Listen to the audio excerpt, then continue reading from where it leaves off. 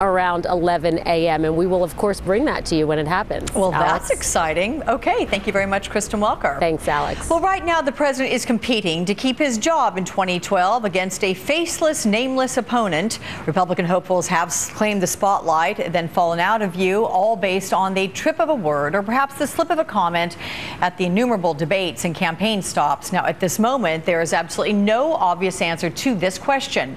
Who will challenge Barack Obama in a head-to-head matchup in 2012, but it will certainly matter. Joining me live from Minneapolis, R.T. Rybak Jr., the mayor there and a vice chair for the Democratic National Committee. Good morning to you. Good morning. Hope you had a great Thanksgiving, and I'm going to start by asking you straight up, whom do you think would pose the greatest challenge to President Obama?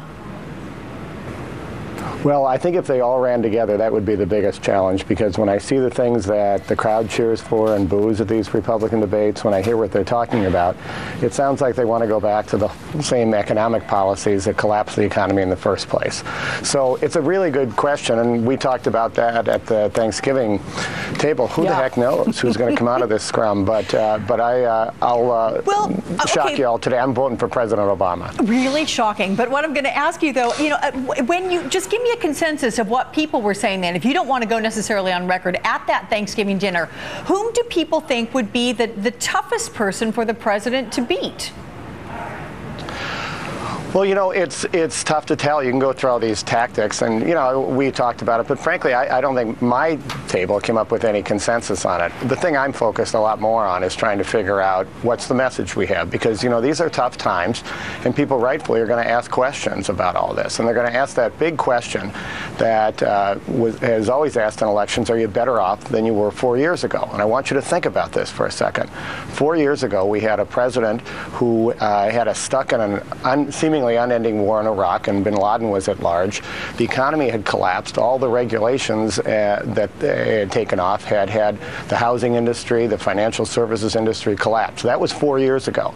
President Obama inherited that mess, and from day one he's been focused on it. Job growth has been tough, but it's been up for 20 straight months. He invested in small business. Small Business Saturday is the outgrowth of 3 years of work, and bin Laden captured Iraq. We're pulling out of that. Now, when you hear these Republican debates, they want to go back to all of that, and that's why I'm working so hard, and so many people need to stand up and say these are tough times. We've got a president who's moved us forward.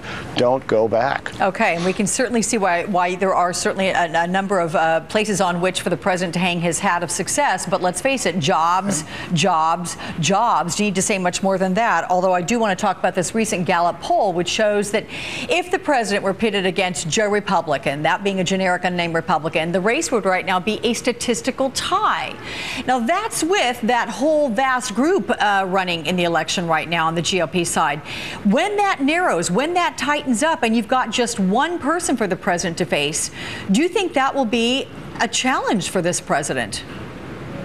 Well, this is going to be a tough re-election, and it should be. When you're in the middle of a crisis, people are worried, they're nervous, and we have to go out and prove the point that the president has delivered on that. Now, we're not running against a nameless, faceless Republican. We're running against Newt Gingrich, whose record is very clear of somebody who was not able to run the government in Washington. The whole government shut down under his watch. We're running against Mitt Romney, who is for this thing and against that thing every other day. I mean, he's finally going to Iowa, which is a great place for a guy who seems to be a weather vane. I mean, you can go through all of this, but we've got a very positive record for President Obama. And I think one of the biggest challenges we have is he's got an enormous amount done in incredibly tough times against the Republican Party that is united around the single goal of stopping Barack Obama.